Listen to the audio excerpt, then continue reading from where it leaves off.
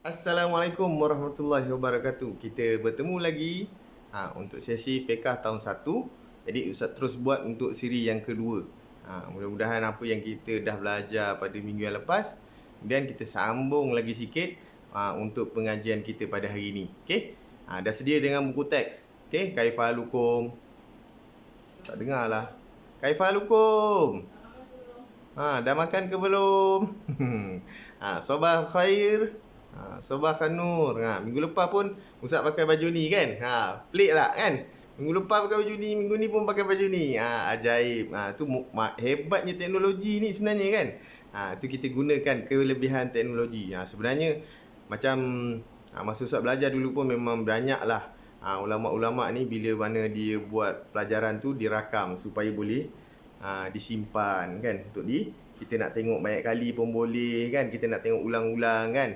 Kalau rindu dengan Ustaz, boleh tengok muka Ustaz selalu. Okey, kita terus kepada bab yang kedua, Ad-Darsu Tsani. Kita dah belajar yang lepas, Ad-Darsu Awal berkaitan dengan At-Taharah. Jadi Ad-Darsu Tsani berkaitan dengan Al-Wudu. Okey, wudu ni ada panjang sikit. Jadi mungkin Ustaz akan ambilkan beberapa saja untuk hari ini. Ustaz cuba dapatkan sekurang-kurangnya video kita ni 10 minit saja. Okey, al-wudu, ta'rif al-wudu. Makna wudu tu apa dia? Syar'an waslu a'dha'il mahsusati ma'an niyat. Membasuh anggota tertentu. Anggota bukan semua. Kalau semua tu mandi. Membasuh anggota tertentu beserta dengan niat. Mesti ada niat. Kalau dia main basuh-basuh je kan, tu nak sejukkan muka ke kan, nak basuh, nak cuci muka ke kan, banyak jerawat ke apa ke, bukan.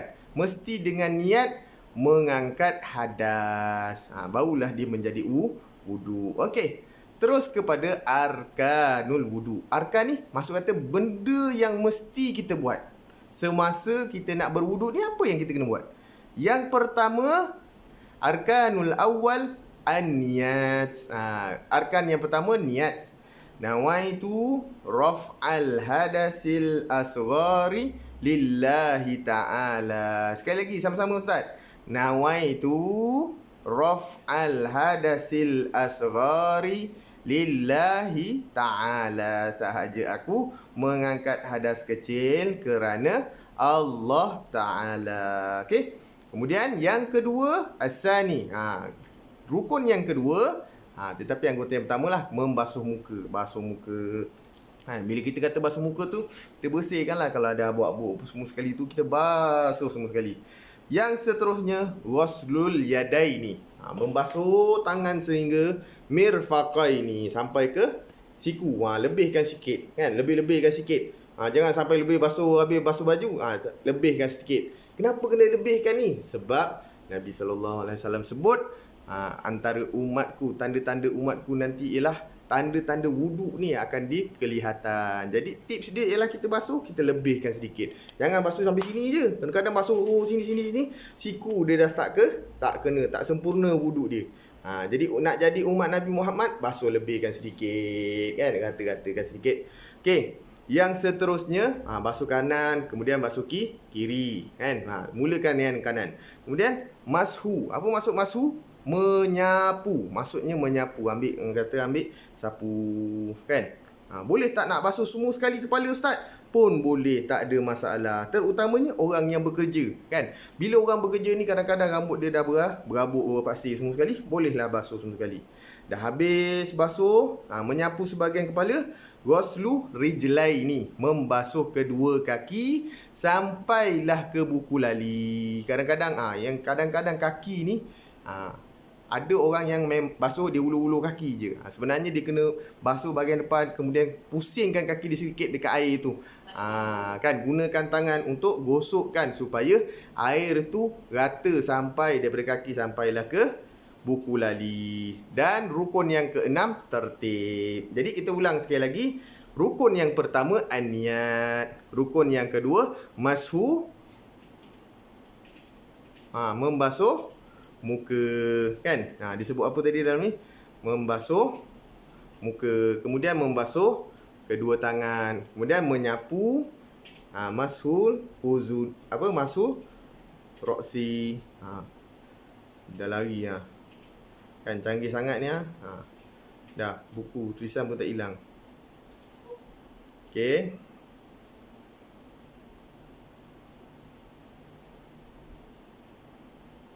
Okey, yang pertama ghuslul wajhi, basuh muka, kemudian ghuslul yadaini sehingga mirfaqaini, kemudian masul roksi, membasuh sebahagian daripada kepala, kemudian membasuh kaki sehingga ke buku lali dan seterusnya tertib. Jadi yang 6 tu adalah perkara yang mesti buat. Kalau tak buat tak sah wudu. Tetapi ustaz, ada orang basuh telinga ustaz. Ustaz tak basuh pun. Ada orang komo-komo ustaz. Okey, kita masuk yang seterusnya, sunanul wudu, perkara-perkara sunat. Perkara sunat ni siapa buat dapat pahala lebih, dapat fadilat dia. Kan, dapat fadilat melakukan perkara sunat. Siapa yang tak buat, tak dapatlah dia punya kelebihan. Okey. Dia ada banyak perkara yang sunat-sunat ni. Okey, yang kita tengok iftah safah salasata asyara, muka surat 13. Kan, yang pertama at-tasmiyah. Perkara yang pertama disebut sebagai tasmiyah, iaitu membaca bismillah. Tasmiyah. Okey, membaca bismillah ataupun membaca basmalah. Kan, seterusnya kita membasuh kafai ni. Kafai ni, kafai ni. Kan, biasa kalau kita masuk kat mana-mana emporium ke, masuk surau ke, kita basuh kita punya kedua-dua tangan ni kan. Memang betul ada hadis Nabi SAW. Nabi bangun daripada tidur, Nabi basuh tangan Nabi ni. Kenapa? Sebab dekat tangan ni banyak bakteria. Kan, dan dekat tangan ni jugalah mudahnya merebak. Sebab itulah kita sekarang ni tak digalakkan untuk bersalaman. Kalau boleh pun kita letak dekat dada. Kenapa letak kat dada? Kan, ada orang cakap macam Yahudi lah pula kan. Ini semua dakwah Yahudi dia kata. Sebenarnya ini adalah suatu perlambangan kan, bila kita salam kan. Biasanya bila orang salam ni dia akan sebut sallallahu ala Muhammad. Dia salam kan. Bila salam dia selawat kan. Bila selawat hati dia teringat pada Nabi. Rupanya dia pegang dada tu menahan rindu pada Nabi. Jangan kita tengok, yalah mungkin kalau kata orang kata tu dakwah daripada apa semua sekali, tak nak bagi salam apa semua. Kita tengok balik apa sebenarnya yang kita buat. Okey. Ghuslu kafai ni membasuh tangan 3 kali, basuh bersih-bersih kan. Kita dah pegang macam-macam, pegang tu pegang ni. Kita basuh tangan kita. Tanziful asnan bisiwak. Kalau boleh kita berus gigi kita ataupun gunakan kayu siwak, kita bersihkan kita punya mulut. Al-madmadatu, kita berkumur-kumur kan. Kita kumur-kumur. Dan seterusnya al-istinsyak. Kita masukkan air ke dalam hidung, kemudian kita membasuh. Lepas kita dah sapu air di kepala, kemudian kita pun membasuh telinga kita. Kadang-kadang tak perasan rupanya telinga kita ni dia ada kawasan dalam kan. Cuping telinga ni kita ambil. Kemudian ada kawasan belakang ni. Belakang ni. Kadang-kadang ada tak basuh kan. Nampak tak? Kan. Kita basuh. Jangan kita piat bukan piat. Kita ambil bersihkan, lalukan. Okey. Taqdimul yumna. Mendahulukan yang kanan ke atas yang kiri. Yumna alal yusra. Okey. At-tayamunu. Dipanggil kan. Mendahulukan yang kanan. Apa-apa nak buat kanan. Yang baik-baik semua kanan. Okey. Terus istiqbalul kiblah, kita menghadap pada kiblah. Mana kita nak basuh ataupun kita nak wuduk tu, kita menghadap kiblah. Kerana wuduk juga adalah salah satu ibadah. Baik. Jadi sebelum kita ada 1 minit lagi sebelum 10 minit kan. Okey, kita baca doa ba'dal wuduk. Okey, sama ada kita baca sama-samalah, semua pun dah tahu kan. Bismillahirrahmanirrahim. Ashhadu an la ilaha illallah wahdahu la syarikalah wa ashhadu anna Muhammadan abduhu wa rasuluh. Allahumma ja'alni minat tawwabin wa ja'alni minal mutatahhirin wa ja'alni min ibadikas salihin. Wa sallallahu ala sayyidina Muhammad wa ala alihi wa sahbihi wasallam. Walhamdulillahi rabbil alamin. Seterusnya yang terakhir, sikit lagi lah habiskan. Ada 2 lagi tajuk rupanya. Okey. Berkaitan dengan makruh, perkara yang makruh ketika wuduk apa dia? Ada 3 perkara. Yang pertama al-israfu fil ma', membazirkan air. Dia basuh tu, Allah basuh. Air dia buka pipe terlalu besar. Yang kedua, dorbu wajhi. Dorbu tu ambil air, puk. Puk. Dia pukul air tu ke muka dia. Patutnya kita ambil air, tutup, buka dengan perlahan. Kemudian kita gata kan. Gata kan. Kita ambil air tu, kita cuba ratakan. Bukannya pukul dan menggunakan air yang banyak. Kemudian yang ketiga, takdimul yusra. Dia basuh tangan kiri dulu, kan? Tangan kiri dulu baru tangan kanan. Sah, tetapi hukumnya makruh. Kalau boleh kita buatlah kanan dulu, kan? Itu yang terbaik. Kemudian yang seterusnya, yang terakhir, nawaqidu al-wudu'i. Perkara-perkara yang membatalkan wuduk. Okey, yang pertama, kullu ma kharaja minas sabilaini. Setiap perkara yang keluar daripada kubur dan dubur. Kan? Kemaluan kita lah. Apa yang keluar daripada depan, dari segi air apa semua, ataupun najis, buang air kecil, buang air besar, maka itu membatalkan wuduk. Yang kedua, an-naumu ghaira mumakkini maq'adatun. Tidur yang tidak tetap punggung. Maksud kata dia tidur baring lah. Saya cerita kan, tidur baring. Kalau kata kita tengah duduk terlelap tu, mungkin belum batal lagi. Okey. Zawalul akli. Hilang akal sekejap. Kan, gila ke? Kan, pitam. Kan, hilang akal sementara.